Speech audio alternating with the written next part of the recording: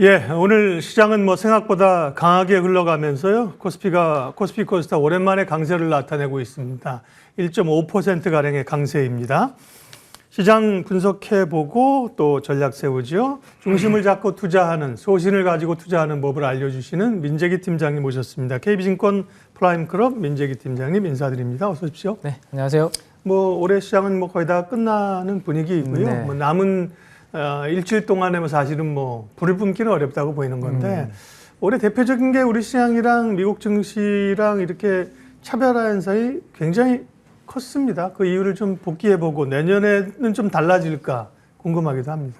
네, 금요일까지 이제 각국 주요 지수들의 종가를 가지고 이 차트를 한번 그려봤는데 네. 이 그래프를 그리면서 참 답답했던 것 같습니다. 제일 위에 있는 쪽이 이제 미국의 나스닥이고요. 네. 그리고 뭐 대만, 홍콩 이 중화권 증시도 상승률이 여기 보시면 이 정도 되거든요. 26% 정도. 근데 우리나라는 어디 있나? 제일 여기 있습니다. 네. 지금 보시면 인도라든지 뭐 중국 상해보다도 당연히 이제 안 좋고 연초 이후에 10% 코스피는 코스닥은 24% 하락한 흐름인데 오늘 그래도 1%대 상승을 하고 있기 때문에 네. 하락률이 이제 어느 정도는 조금 줄어들긴 했지만 아까 보니까 뭐 8.7인가 이 정도 되더라고요. 네. 근데 뭐 이거 가지고 이제 뭐 우리가 마음을 달래기는 쉽지 않은 것 같습니다. 네. 네. 내년도에는 이 부분이 이제 좀 역전이 되기를 한번 기대를 해보고 그러면 이제 주요 증시 대비해서 왜 우리 국내 코스피, 코스닥의 성과가 이렇게 좀 부진한지에 대해서 한번 체크를 한번 해보고 다음을 좀 준비를 해보면 좋지 않을까 싶은데요. 일단 우리나라의 시가총액 상위 종목들의 업종 분류를 해보면 수출 관련된 대형주들이 많이 포진이 되어 있습니다. 특히 당연히 반도체, 예. 예. 그리고 뭐 자동차. 최근에는 이제 2차 전지에 대한 수출이 많이 증가하면서 이 세 개의 이제 업종이 상위를 차지하고 있는데 지금부터 보여드리는 이 노란색 그림은 이 섹터가 앞으로 1년 뒤에 돈을 잘 벌 것인지 아니면 돈이 좀 벌어드는 게 줄어들 것인지 잘 못 버는지를 보여주는 그림이라고 보시면 될 것 같아요. 자, 반도체부터 먼저 한번 보시면 이렇게 8월 달에 예상했던 것보다 지금 시점에서 예상한 1년 뒤의 이익은 감소하는 걸로 이렇게 내려오고 있습니다. 그래서 컨센서스의 분위기가 그렇게 썩 좋지 않은 그런 흐름을 보여주고 있고요. 다음 그림이 이제 자동차인데 자동차도 지금 보시면 9월 달, 10월 달 컨센서스가 많이 하향 조정이 되었고 그나마 자동차는 지금 옆으로 플랫하게 행보하고 있는 그런 흐름을 보이고 있는데 아무래도 자동차는 몇몇 업체들이 경쟁사들이 조금 힘들어한다라는 그런 내용들이 또 있고 그다음에 환율도 대표적으로 또 수혜를 볼 수 있는 부분이 있다 보니까 추가 실적 하향 조정보다는 옆으로 지금 멈춰 있는 기간 조정의 흐름을 보여주고 있다라고 보시면 될 것 같고요. 마지막으로 이제 우리 개인 투자분들이 많이 이제 좀 관심이 있는 2차 전지 업종인데 2차 전지 섹터는 여전히 좀 하향 조정이 되고 있는 그런 모습을 보여주고 있습니다. 거기에다가 이제 센티도 지금 아직까지 불확실성이 남아 있죠. 네, 1월 20일 날 트럼프 당선인이 취임 이후에 IRA를 뭐 다 폐지할 것인지 아니면 수정 보완할 것인지 이런 불확실성이 남겨져 있는 상태에서 실적이 일단은 좀 안 좋은 그런 그림이 전체적으로 이 섹터도 쉽지 않은 그런 방향성을 보여주고 있죠. 자, 앞에 있는 대형 섹터들이 방향성이 안 좋다 보니까 우리나라 코스피의 PBR은 0.79배입니다. 오늘 좀 올라서 0.8을 다시 회복을 하겠네요. 네. 근데 지난주 금요일 종가 기준으로 자산 가치의 0.79배 정도 수준이면 사실은 이제 주가에 방금 말씀드렸던 요인들은 어느 정도 녹아져 있다라고 볼 수 있을 것 같습니다. 여기에서 과거에 큰 위기가 있었던 그렇죠. 그 시절 정도까지 내려온 거잖아요. 네, 그런 뭐 특별한 이슈가 아닌 이상 여기는 사실은 좀 기다리면 회복할 수 있는 그런 구간인데 문제는 이제 언제 앞에 보여드렸던 그 섹터들의 모멘텀이 회복하고 실적 추정치 하향 조정이 마무리되느냐 멈추느냐 그게 이제 내년 1분기 정도에 아마 진행이 되지 않을까 생각을 해볼 수 있을 것 같아요. FMC 이후에 지금 미국이 안정을 좀 찾았고요. 우리도 지금 1%대의 반등을 주고 있는 이유는 저는 그렇게 생각합니다. 금리 인하 횟수가 이제 줄어들었다고 해서 네. 훅 빠졌는데 예. 사실은 금리 인하를 안 하고 덜 한다라는 것은 그만큼 경제가 탄탄하다라는 거잖아요. 그래서 이러한 부분들을 어느 정도 시장이 생각했던 것보다 금리 인하의 뭐 폭이나 횟수가 줄어든다는 것 때문에 빠졌지만 어느 정도 파월의 발언을 소화를 하면 저는 정상적인 시장을 좀 찾지 않을까 정도 한번 생각을 해볼 수 있을 것 같아요.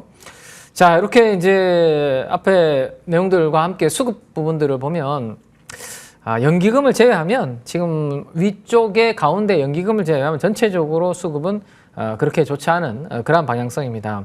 특히 외국인들이 삼성전자 또 SK하이닉스 뭐 대형주들을 좀 사줘야 우리나라 지수가 좀 움직일 수 있는데 지금 두 번째 줄 가운데를 보시면 외국인들의 수급은 아직도 조금 답답한 그러한 흐름을 보이고 있기 때문에 오늘 뭐 1%대의 반등은 주고 있지만 추세적으로 이게 상승이 좀 나타나고 지수가 한 단계 레벨에 뜨려면 가운데 있는 외국인들의 이 빨간색 그래프가 추세적인 돌아서는 부분이 좀 있어야 된다. 그 부분은 환율과도 또 연동이 된다라고 보시면 되고요.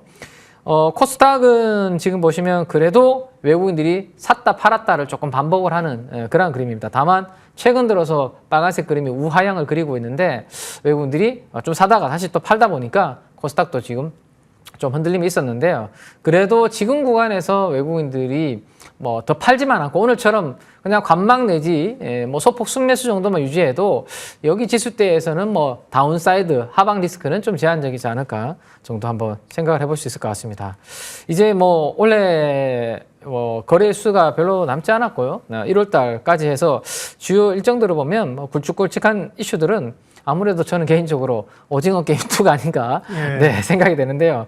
뭐 일단 폐장일까지 컨텐츠들이 좀 움직이죠. 네, 그전에 움직임이 움직였고 있죠. 뭐 SBS도 강하고요, 그죠? 네, 그래서 이 정도로 올해는 뭐 거래수로 이제 한 4, 5일 정도 남았기 때문에 마무리되지 않을까 정도 체크를 해드리겠습니다. 네. 올해 우리 시장이 미국에 비해서 성과가 떨어졌던 뭐 이유가 여러 가지가 있겠지만요. 기본적으로는 이제 이익의 추정치를 보이셨는데 반도체, 자동차, 뭐 2차 전지가 대표적으로 안 좋았던 거고요. 좋아진 섹터도 뭐 일부 있긴 하겠죠. 뭐 다 보이지는 않았지만 방산이라든지 뭐 이를테면 전력기기라든지 이런 쪽은 좋았겠습니다만 굵직한 것들이 이제 이익이 안 받쳐져서 이제 밀렸던 거고요.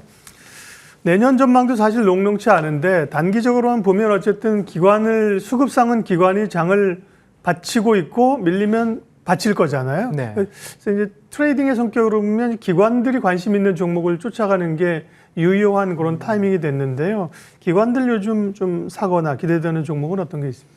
네, 기관 투자가들도 좀 매수가 들어오고 있고 또 하나 지금 많이 시장에서 우리 개인 투자분들이 기대하고 있는 것 중에 하나가 이 상법 개정 같은 이런 부분들이 좀 진행되면 좋지 않을까라는 기대감이 좀 있는데 그렇게 잘 진행이 되면 또 지주회사들이 또 모멘텀을 받을 수 있는 부분이 있기 때문에 그 교집합으로 CJ를 한번 또 공부해 볼 만할 때는 되지 않았나? CJ. 네, CJ입니다. 지주회사. 일단 실적 추이를 한번 보시면 이 내수 관련된 기업이고 물론 이제 자회사들 중에서 수출을 하는 이제 음식료라든지 있기 때문에 뭐 비중은 있지만 그래도 큰 폭의 성장보다는 꾸준하게 우상향을 그림을 그리고 있다 정도 보시면 되고요. 최근에 영업이익은 그래도 이렇게 전고점을 돌파해서 좀 올라오는 그런 그림, 전체적으로 실적의 분위기는 나쁘지 않다 정도 보시면 될 것 같습니다. 분기별로 실적을 이렇게 좀 분류를 해서 보면 분기별 매출액 보니까 고만고만하죠. 네, 이게 한번 이렇게 쭉 올라와야 되는데 내수적인 성격을 가지고 있는 기업들이 그러한 이제 움직임을 보이기는 좀 쉽지 않은 부분들이 있죠. 또 사업 구조가 많고 그죠? 맞습니다. 네, 그래서 이 부분 3분기까지 정도의 동향 정도만 한번 보시면 좋겠고 영업이익률도 한 6% 정도에서 5에서 6 정도에서 왔다 갔다 하고 있는 정도의 흐름인데 그럼 뭐 때문에 이제 관심을 두냐? 노란색이 지금으로부터 1년 뒤에 CJ가 돈을 잘 벌 거냐 못 벌 거냐를 보여주는 그런 그림인데 최근에 우상향 이 트렌드가 나타나고 있는 흐름들인데 이 부분은 아무래도 비상장 회사 중에 올리브 영이라는 회사가 있고 거기에 이제 시장에 관심을 좀 외국인 분들이 많이 오셔가지고 소비를 많이 하고 계시잖아요, 그죠? 매장에서. 그래서 그 부분에 따라서 좀 우리가 관심을 좀 가질 필요가 있다라는 거고 최근에 이런 이슈가 있었습니다. CJ 올리브영이 임시 주총을 열었고요. 거기에서 이제 자본의 잉여금을 이익 잉여금으로 이렇게 일부 전환하는 그런 부분들이 있었는데 아무래도 이걸 보면 시장에서는 기존에 있는 한 11% 정도의 사모펀드가 가지고 있는 지분을 되사기 위해서 자본을 일부 이렇게 전환 배치하는 그런 부분 아닌가라는 관련된 보고서도 나오고 기사들도 지금 나오고 네. 있거든요. 그러면 CJ 올리브영의 주주 구성을 한번 볼 필요가 있을 것 같은데 CJ가 50% 정도를 가지고 있고 여기 이선호라는 분이 11% 정도 가지고 있는데 이게 이재현 회장님의 장남입니다. 네. 이 부분을 가지고 있고 그리고 11.3%가 조금 전에 말씀드렸던 PE가 이 부분을 가지고 있는데 요거를 아마 다시 좀 사들이려고 하는 콜옵션을 행사하려고 하는 그 부분에 따라서 자금을 확보하는 차원에서 이익잉여금으로 자본을 좀 배치하는 그런 이벤트가 좀 있었다 정도로 이해를 해두시면 될 것 같습니다. 자, 그러면 이제 어떤 이벤트를 시장에서는 기대하고 있냐면 우리 지주회사를 많이 아쉬워하는 게 쪼개기 상장 있잖아요. 예. 네, 그것 때문에 많은 분들이 좀 아쉬워하잖아요. 근데 CJ도 사실은 올리브영이라는 회사가 워낙 요즘 순이익으로 연간 한 5천억 정도 버는데 이게 만약에 떨어져 나와버리면 CJ한테는 약간 또 불리할 수 있는 주주분들한테는 그죠? 그런 이슈가 생기게 됩니다.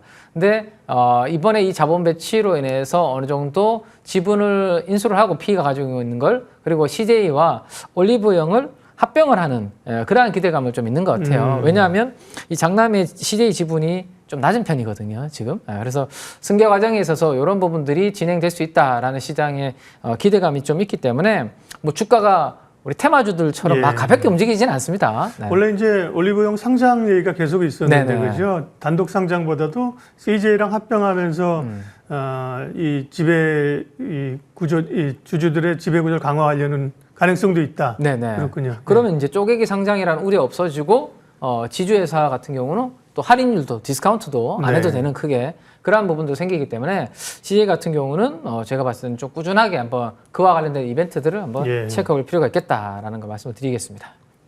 CJ. 네. 그리고 이제 지주사 쪽에서 이제 CJ를 본 거고요. 네. 또 좀 주목, 또 그다음에 기관들이 좀 사고 있는 기업들 눈에 띄는 게 있을까요? 네. 간단하게만 요거 네. 한 정리해드리면 보통 이제 우리가 연말 휴가 시즌이잖아요. 이제 네. 좀 있으면 이때 많은 분들이 하시는 게 이 미용 시술을 쉴 때 많이 하시거든요. 근데 최근에 기관 투자가들이 그래도 시장에서 관심을 가지고 있는 섹터는 좀 피부 미용과 관련된 섹터입니다. 이 빨간색으로 칠하는 부분들이 네. 뭐 화장품이라든지 휴메딕스는 필러 같은 이런 부분들인데 밸류에이션을 이렇게 한번 뽑아보니까 영업이익률도 괜찮고요. 그리고 10배 정도 수준에서 거래되는 이 기업들은 제가 봤을 때는 앞으로 이 수출 데이터와 실적이 잘 나오면 좀 리레이팅 될 수 있는 그런 부분들도 있기 때문에 화장품과 함께 필러라든지 톡신 쪽 관련된 부분들은 연말 성수기를 맞이해서 한번 데이터들을 한번 체크하시면서 관련된 수급 동향은 계속 좀 체크하시면 좋지 않을까 이렇게 간단하게 정리를 드리겠습니다. 예, 민재기 역발상 투자 KB증권 프라임 클럽 민재기 팀장님 함께해 주셨습니다. 고맙습니다. 네, 감사합니다.